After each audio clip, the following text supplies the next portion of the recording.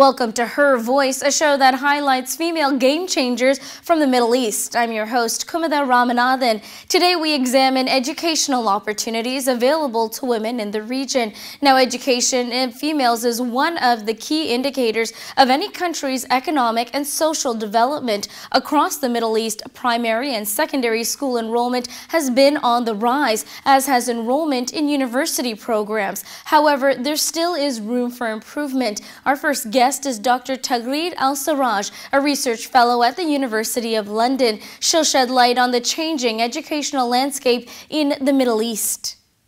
Thank you so much, Dr. Al-Saraj, for joining us on Her Voice today. Thank you for having me. Can you tell me a little bit about how culture has historically influenced women's access to education in the Middle East? In the Middle East, and we're talking about specifically the Arab-speaking countries, most of them, not all of them, are Islamic countries, and therefore, following the Islamic religion, Islam has always pushed for, encouraged for knowledge and education. One of the first verses of the Quran to be revealed to the Prophet Muhammad, peace be upon him, is read in the name of the Lord, the Creator. And so from there on, it was always the journey of knowledge and seeking education. It did not differentiate between men and women. It just said education in general. And so we have many scholars from that point on. We have in the 9th century, from the 7th century onwards, many scholars that are female, many educators are female. One of them was Fatma Al-Fihri, who established the Al-Qarawiyyin University in Fas in Morocco. And that was the first university granting a certificate for higher education, and that was in the 9th century. And so from there on, we had many women scholars and going everywhere for seeking education. Then the views have little bit by little has changed, and so then became that the views that why put so much effort and money and time into continuing education. As long as you had your basics, primary education, then there's no need, because the woman's place is at home to raise kids, to bear kids, to raise them, and to be a good wife. And so from that point on, it went maybe downwards of seeking education for women. And this is not only in the Middle East, but this is global. Even in the West, in the 50s and 60s, women were staying home, bearing kids, and taking care of the husband and the house. And then wars came, and then men went off to war. The women had to fill the void that was there, and so they were working. They had to fill what the men were doing. And then when the men came back from war, I mean, they didn't go back straight away just to being housewives again. They've already had a taste of what it is like to be a working mom, and they could do it. So they never went back, and they continued onwards. And from there on, you see education as a given thing for women in the West. For the views to change in the Middle East is a bit slow. But even then, now with the introduction of the new of the media, the visual media especially, and the satellite channels, women are more exposed to the West, and they could see what they can be. And so they've seen what others have done, and there's nothing to say that they can't do it. So now we've seen many more views that they want to continue their education, and for different fields. They chose fields that have not been tapped into before. So that's way of an encouragement and one new window that's opened up. Of course, you've heard of the example of Malala Yousafzai. She is a young girl from Pakistan who defied Taliban rule in her region. She wanted to pursue an education, and she faced an assassination attempt. Can you tell me, are there any lessons to be learned with respect to religious or cultural extremist groups for the Middle Eastern setting? For the Malal case, it's a very tragic story that nobody should go through, and basically fighting for something that is a right for everyone. As I mentioned before, Islam encourages for education. So what Taliban is doing has other motives, no way near the religion. So that has been established. So it's all, their political agenda is different. I must say that education leads to knowledge. Knowledge leads to power. And power, whoever has power, they have control. And so there must be another reason for them to bring her or to stop her or other females from continuing their education. There is another political agenda, and I'm not a political analyst, so I cannot elaborate on that. But I can assure you that it is not due to Islam. Even in the most conservative countries in the world, if we take this case of Saudi Arabia, they are pushing for education. So it is not the religion that is pushing them back.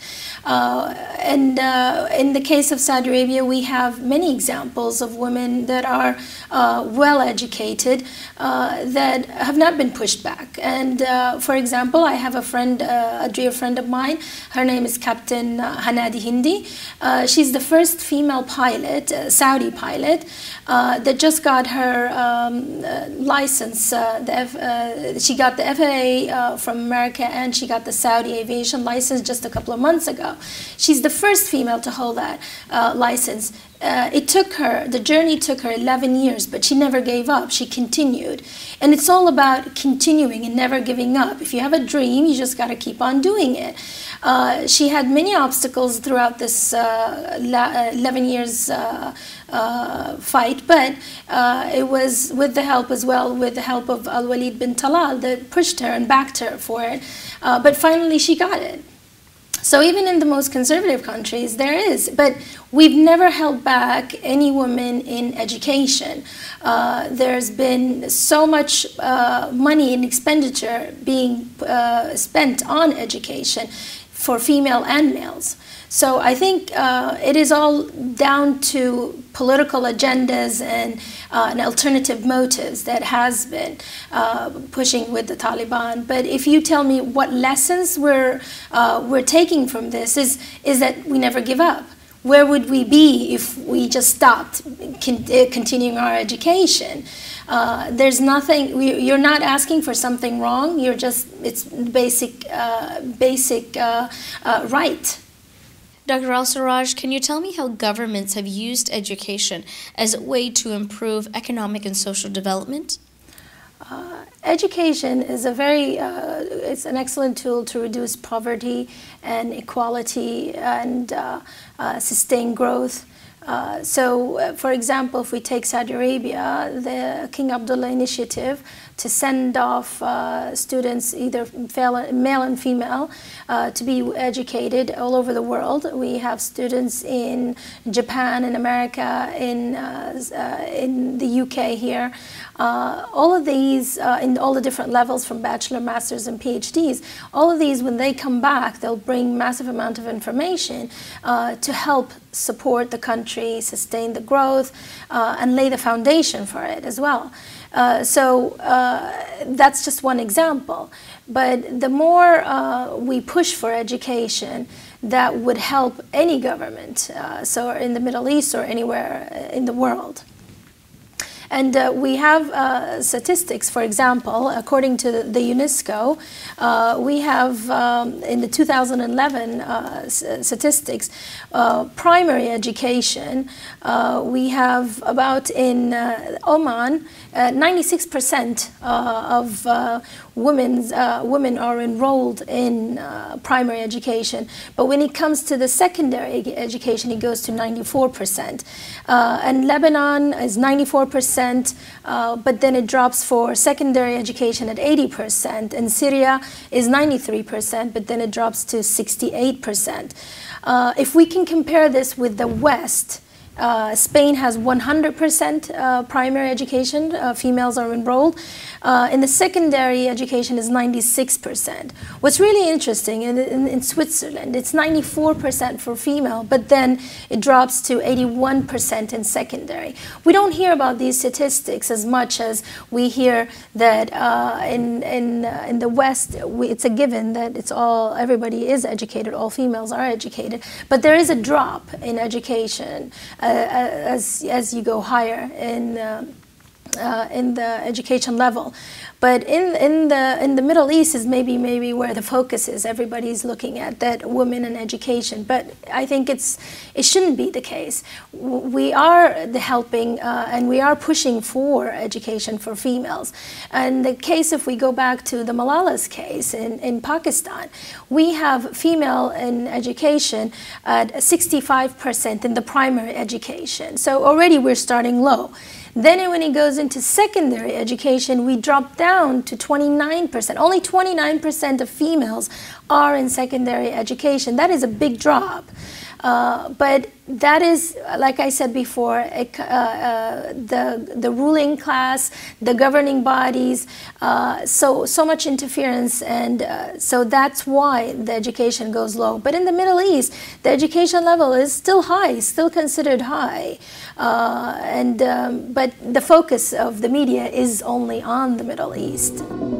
Do you think that these educated females, as you say, a sizable proportion of the Middle East are going to be pushing for change, maybe perhaps more so than a century ago? Yes, that is. It's a must.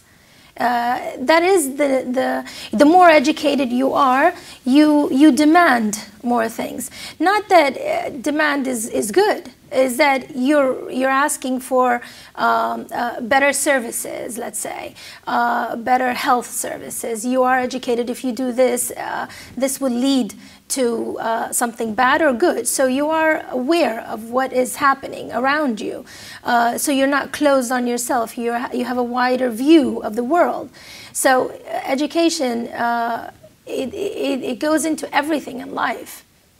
So being health education, teaching students in the classroom, it's a wide spectrum. Everything we do, we are educated. I mean, being as an educator, you're in the it's a noble career path, because you are educating future lawyers, future doctors, future scientists.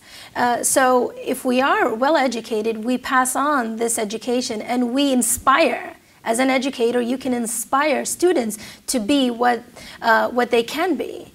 According if they love this subject, the students will be a scientist. If they love biology or chemistry, their teacher has an influence as well on it. If she says. If she teaches in a way that is very intriguing for the students, they will be inspired, and then they can become a scientist or a doctor, for example. Now, moving forward, can you tell me how conservative elements in various countries, for instance, governing parties in Egypt, for instance, could play a role in terms of women's access to education in the future?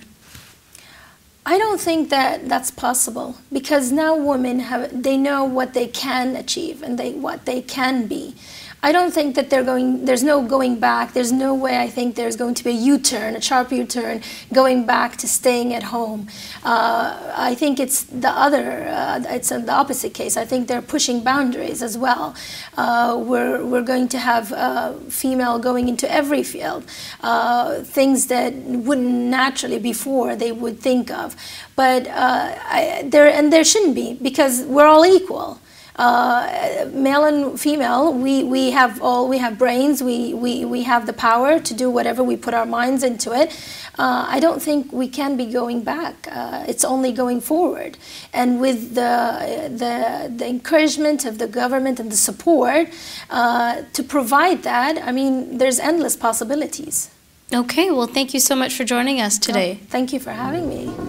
Welcome back to the show. Now, one measure of educational access is literacy rates. Our next guest is Zainab Al-Khalil, a United Nations National Literacy Education Officer in Iraq. She'll shed light on literacy campaigns focused on empowering people with basic life skills. These campaigns stretch from cities into rural villages across the country. The Federal Ministry of Education has partnered with the UN to provide such opportunities. The need is high according to people on the ground. The national illiteracy rate is estimated to be 20%. That's according to the UN. Women are particularly affected by illiteracy. 50% of women aged 15 to 24 are illiterate, compared to 28 to 30% of women hailing from urban and metropolitan areas. Ms. Al-Khalil will shed light on a number of recent campaigns to stem this tide. Ms. Al-Khalil, thank you so much for joining us on Her Voice today. Let's get right into it. Can you tell me, how do female literacy rates in Iraq compare to those in neighboring countries? Available data shows that there is, like for women education in Iraq, are consistently different, and it's like lowest amongst females in all levels of education. For each 100 boys enrolled in a primary school, there's only 89 girls enrolled. Particularly about literacy. The literacy rate in Iraq is around 20%. Women affected particularly in illiteracy.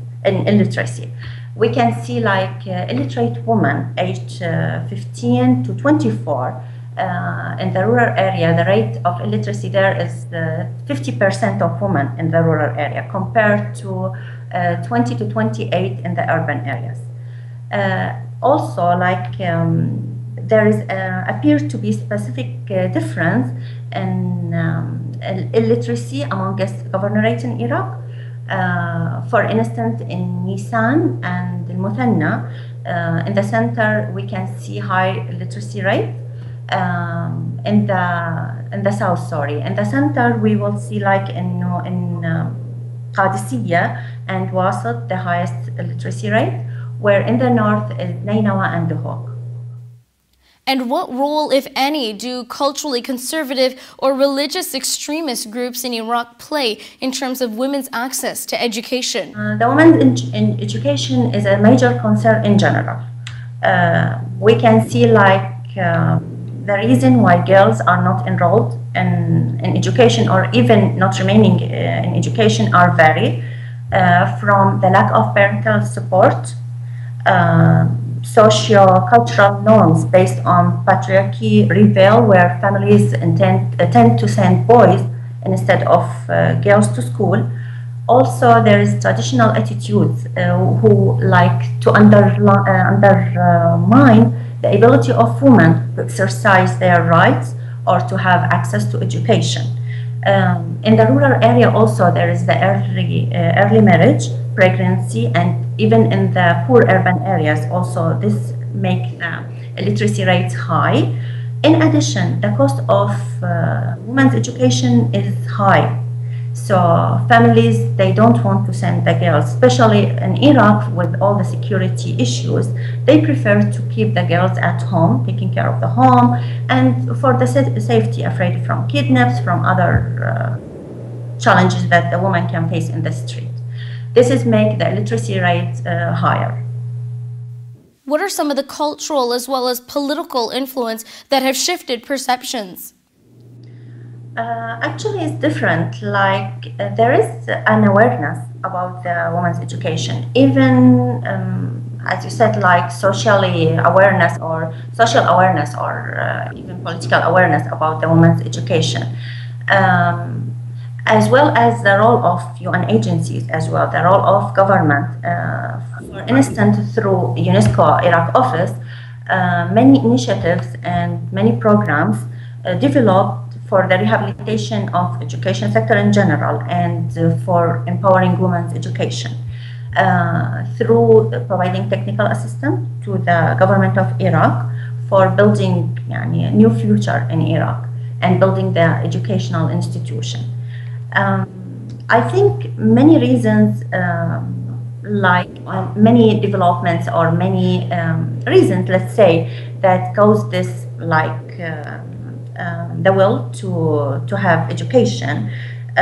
If I'm gonna talk about our role as UNESCO, we promoted gender equality in education. Now you can see like gender is integrated at all levels of education. Also, providing access to learning opportunities. Now it's easier for women to have access to quality education, either in formal or non-formal education. Also, as UNESCO, working on capacity building of human, UNESCO developed the capacity of policymakers, planners, teachers regarding gender-sensitive approach.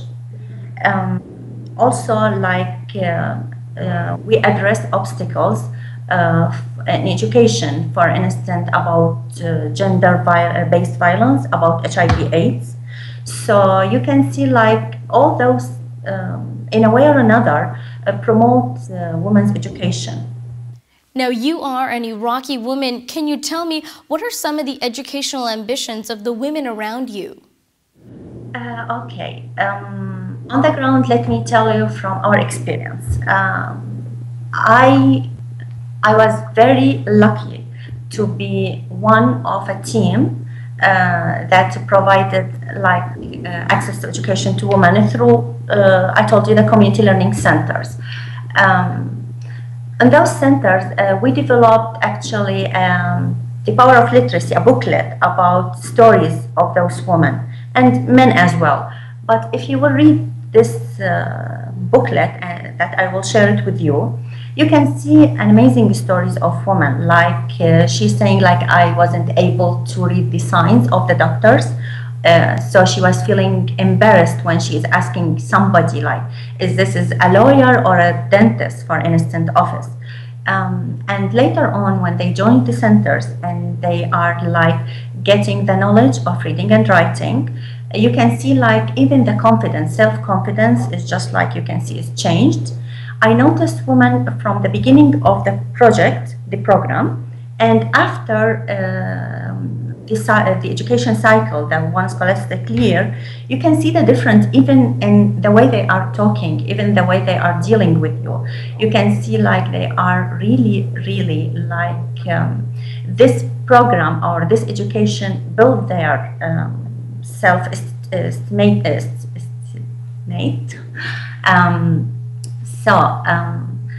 Yes, I can see even the community is helping, by the way.